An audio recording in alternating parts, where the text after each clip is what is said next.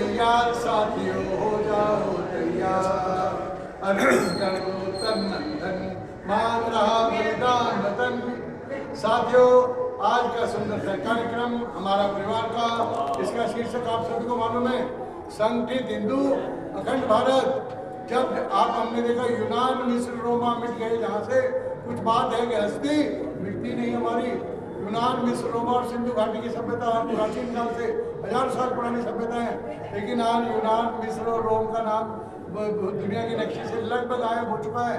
नाम मात्र के देश बचे हैं, उनके कुछ खंडर देश हैं, लेकिन आज सिंधु घाटी की सभ्यता, हिंदू सनातन धर्म, भारतवर्ष में 140 करोड़ से अधिक की संख्या। और आपने अभी 2 दिन पहले क्या देखा, दिल्ली में जो AI की समिट हुई पूरे वर्ल्ड की, 15 देशों के मुखिया वहां पर आए। उन्होंने क्या स्वीकार किया कि हिंदुस्तान न केवल धर्म और त्याग और बलिदान में आगे है, बल्कि आज इस समय टेक्नोलॉजी में भी हिंदुस्तान के युवा नंबर 1 पर है। यानी आज हिंदुस्तान दोनों तरह से एक था ना, पहले हम केवल अपने आप को साधु सन्यासियों का देश बनाते थे, लेकिन आज एक कौन सा देश बन गया है, कर्म योगियों का देश। यानी हम अपना कर्म भी करेंगे, प्रभु का नाम भी लेंगे, दूसरों की भलाई भी करेंगे, स्वस्थ भी रहेंगे।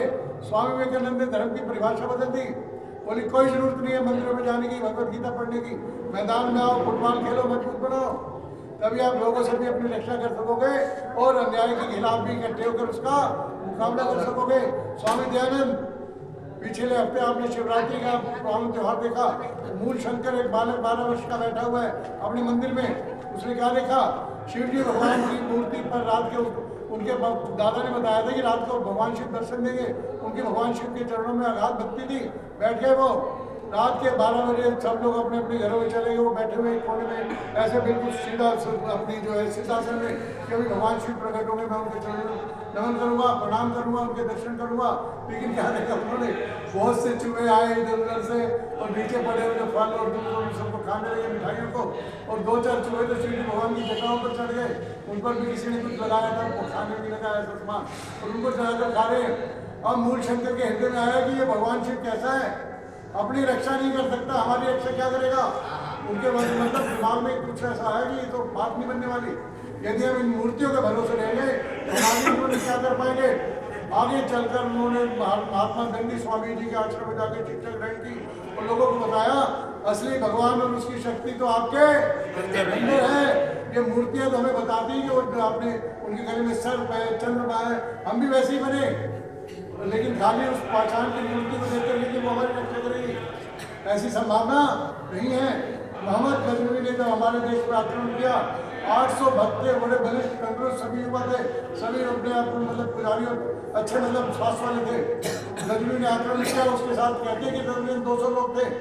अगर वो चाहते तो अंदर से त्रिशूल और लकड़ी उठाकर उनको मार मार कर भगा सकते थे, लहूलुहान कर सकते थे, उनका संहार कर सकते थे, लेकिन वो क्या करने लगे, भगवान शिव हमारी रक्षा करेंगे, अभी प्रकट हो जाएंगे। भगवान शिव प्रकट नहीं हुए। भगवान क्या कहते हैं, शक्ति तेरे को मैंने दी है, उसका उपयोग कर, संगठित रह, मुकाबला कर, सभी तरह की शक्ति तुझे मैंने प्रदान की है। भगवान कृष्ण ने अर्जुन को उपदेश दिया, वो चाहते तो सुदर्शन चक्र से पूरी कौरवों की सेना का संहार कर सकते, कृष्ण अर्जुन उनके सखा थे, लेकिन उन्होंने क्या कहा, अर्जुन युद्ध तो तुझे लड़ना पड़ेगा, हम सभी भी कर्म योगी बने, संगठित रहे, अच्छे कामों में एक दूसरे का सहयोग करें और अपने आप को मजबूत बनाए, स्वस्थ रहे और सभी को सहयोग करते हुए इस राष्ट्र को परम वैभव की ओर लेकर चले। भारत माता की जय।